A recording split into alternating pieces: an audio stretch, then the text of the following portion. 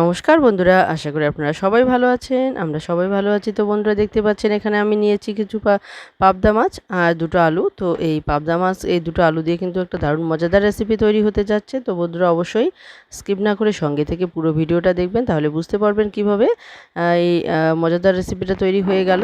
তো এই রেসিপিটা থাকলে কিন্তু আর কোনো ডালের প্রয়োজন হবে না, আপনারা এটা দিয়েই খেয়ে নিতে পারবেন। তো বন্ধুরা দেখতেই পাচ্ছেন, তো এখন আমি এই মাছ আর আলুগুলোকে রেডি করে নেব। তো প্রথমে আলুগুলোকে আমি সুন্দরভাবে ছুলে নেব। তো ছুলে নেওয়ার পর একটা দারুণ শেপ করে কেটে নেব। তো বন্ধুরা অবশ্যই বলবো রেসিপিটা অবশ্যই দেখতে ভুলবেন না, কারণ এটা খুবই মজাদার হয়েছে এই রেসিপিটা। যদি এরকম রেসিপি আপনারা তৈরি করেন তাহলে দেখবেন আপনাদের আর কোনো ডালের প্রয়োজন হবে না, এই একটা রেসিপি দিয়ে আপনাদের খাওয়া হয়ে যাবে।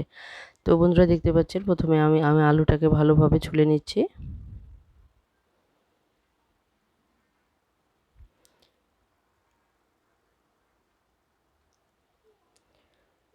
তো দেখতেই পাচ্ছেন আলুটা আমার প্রায় ছোলা হয়েই গেছে। তো এখন আমি আলুটাকে সুন্দরভাবে কেটে নেব।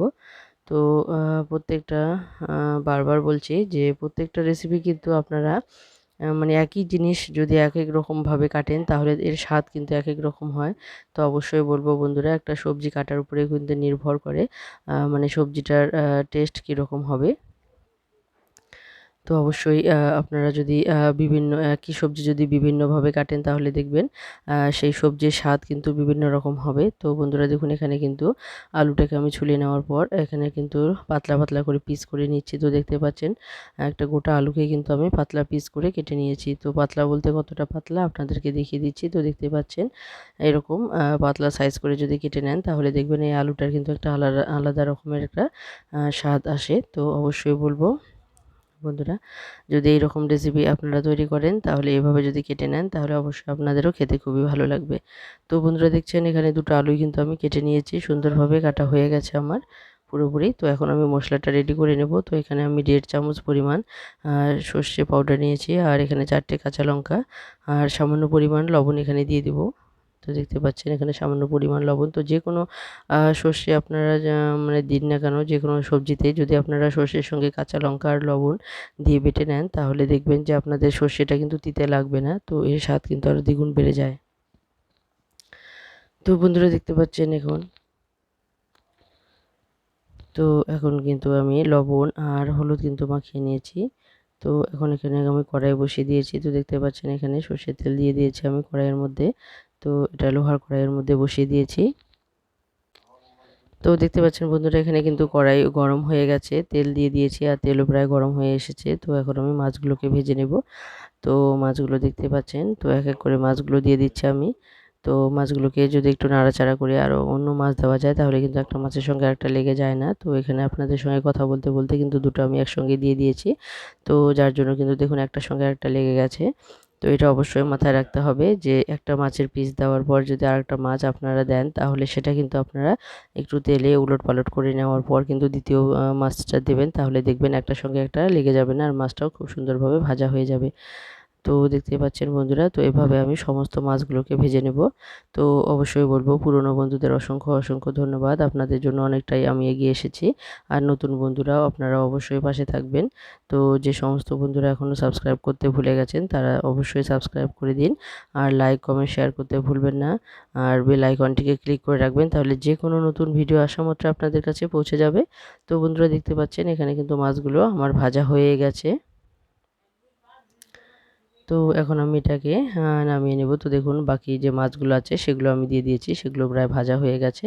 তো এখন আমি নামিয়ে নেব। তো অবশ্যই বলবো বন্ধুরা, তো যারা মানে দেখছেন যাদের কোনো চ্যানেল নেই তারা অবশ্যই সাবস্ক্রাইব করতে ভুলবেন না, কারণ যে কোনো নতুন ভিডিও আসা মাত্র আপনাদের কাছে পৌঁছে যাবে যদি আপনারা বেল আইকনটিকে ক্লিক করে রাখেন। তো বন্ধুরা অবশ্যই বলবো যাদের কোনো চ্যানেল নেই তারা অবশ্যই সাবস্ক্রাইব করতে ভুলবেন না, সাবস্ক্রাইব করে বন্ধু হয়ে পাশে থাকবেন।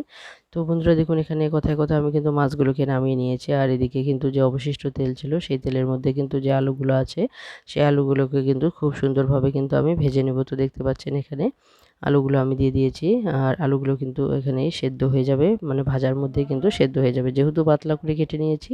তো যে কোনো আলু আপনারা সেদ্ধ করে নিয়ে রান্না করলে যেটা হয়, মানে আলুটা কিন্তু পরবর্তীতে রান্নার পর কিন্তু সেটা কিন্তু একদম মানে শক্ত টাইপের হয়ে যায়। কিন্তু যদি আপনারা ভাজা করে কোনো রেসিপি তৈরি করেন তাহলে দেখবেন সেই আলুটা কিন্তু সহজে শক্ত হয় না, খুব নরম অবস্থাতেই থাকে। তো বন্ধুরা দেখুন এখানে কিন্তু আমি স্বাদ মতো দিয়ে দিলাম লবণ। তো দেখতে পেয়েছেন আপনারা এখানে কিন্তু আমি লবণ দিয়ে দিয়েছি, আর লবণ দিয়ে কিন্তু ভেজে নেব। তো এদিকে বন্ধুরা দেখুন মশলাটা কিন্তু আমার রেডি হয়ে গেছে। তো এখানে সর্ষে, কাঁচা লঙ্কা আর লবণ দিয়ে একটুখানি আমি বেটে নিয়েছি। তো সেই আন্দাজ মতোই কিন্তু লবণটা আপনারা ঝোলের মধ্যে দিয়ে দিবেন, কারণ যেহেতু সর্ষে বাটার সময় একটু লবণ দিয়ে দিবেন তারা, তো অবশ্যই তো কিন্তু ঝোলের সময় সেই আন্দাজ মতো লবণটা দিবেন। তো বন্ধুরা দেখুন এখানে আমি দিয়ে দিলাম হলুদ গুঁড়ো আর কাশ্মীরি লঙ্কা গুঁড়ো হালকা কালারের জন্য। তো বন্ধুরা দেখুন এখানে কিন্তু পুরোপুরি আলুগুলো ভাজা হয়ে গেছে। তো এখন আমি সামান্য পরিমাণ দিয়ে দিলাম এখানে কাঁচা লঙ্কা না, কালো জিরে সম্বারে। তো বন্ধুরা এখানে কিন্তু আমি এখনই কোনো কাঁচা লঙ্কা দেবো না। তো একটুখানি ভাজা মানে কষানো হয়ে যাওয়ার পর কিন্তু আমি এখানে দিয়ে দিব কাঁচা লঙ্কা। তো যেহেতু আমি কাঁচা লঙ্কাটা বেটে নিয়েছি তাই আমি এখন আর সম্বারে দিলাম না। তো যারা একটু ঝাল বেশি পছন্দ করেন তারা অবশ্যই কিন্তু কাঁচা লঙ্কা দিয়ে দিতে পারেন সম্বারে, কোনো অসুবিধা নেই। যেহেতু এখানে ঝাল ঝাল লঙ্কা আমি 4টে বেটে নিয়েছি, যার জন্য কিন্তু এখন আমি আর কোনো লঙ্কা দিলাম না। তো অবশ্যই দেখুন এখানে কিন্তু মানে কষানোর সময় আমি দিয়ে দিলাম কাঁচা লঙ্কা। এটা কিন্তু ভাজার সময় দেইনি। তো এটা এমনিতেই মানে সবুজ হয়ে থাকবে, এটা দেখতেও সুন্দর লাগবে। তো যাদের একটু ঝাল পছন্দ তারা হয়তো এটা একটু ডলে খেয়ে নিতে পারে। তো বন্ধুরা দেখুন এখানে কিন্তু কষানোটা প্রায় হয়ে গেছে। তো বেশি কিন্তু সর্ষেটাকে কষানোর দরকার নেই, কারণ সর্ষে বেশি কষিয়ে নিলে কিন্তু তেতো হয়ে যাবে। তো যেহেতু এটা কাঁচা লঙ্কা আর লবণ দিয়ে বেটে নেওয়া হয়েছে, কিন্তু এটা কিন্তু সেরকম তেতো হবে না, মানে একদমই তেতো হবে না। তো এটা কিন্তু খেতে খুবই সুস্বাদু হয়। তো বন্ধুরা বারবার বলছি, যতবারই আমি সর্ষে দিয়ে রান্না করেছি ততবারই বলেছি যে সর্ষের সঙ্গে যদি কাঁচা লঙ্কা বা লবণ দিয়ে বেটে নেওয়া যায় তাহলে সর্ষের মধ্যে যে তেতো ভাবটা থাকে সেটা কিন্তু দূর হয়ে যায়, তখন কিন্তু আর তেতো লাগে না। তো বন্ধুরা দেখতে পাচ্ছেন এখানে প্রায় কষানো হয়ে এসেছে আমার। তো এখন আমি যে লবণ দিয়েছি তো সেই আন্দাজ মতোই কিন্তু এখানে আমি দিয়ে দেব জল।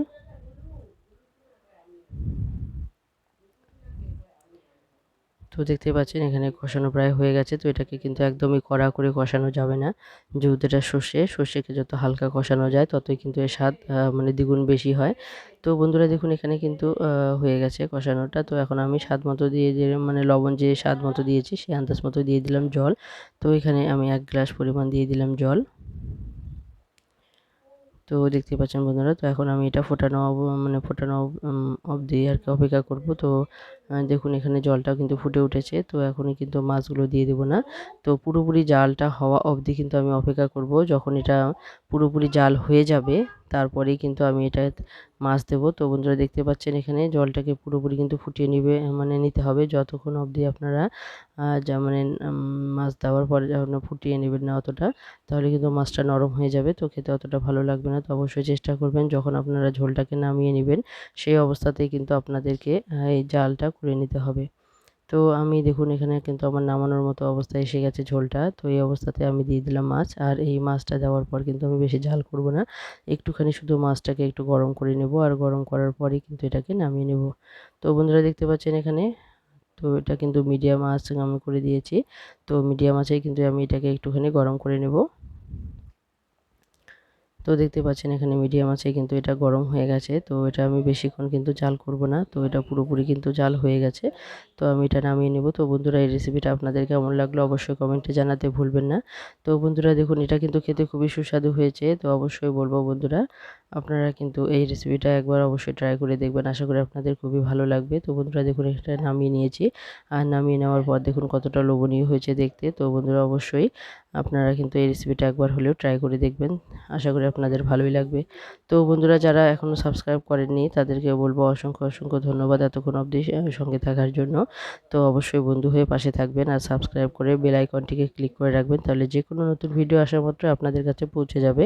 তো আমি সবসময় চেষ্টা করি বন্ধুরা আপনাদের জন্য নতুন নতুন কোনো রকম মানে কোনো না কোনো রেসিপি নিয়ে আসার জন্য।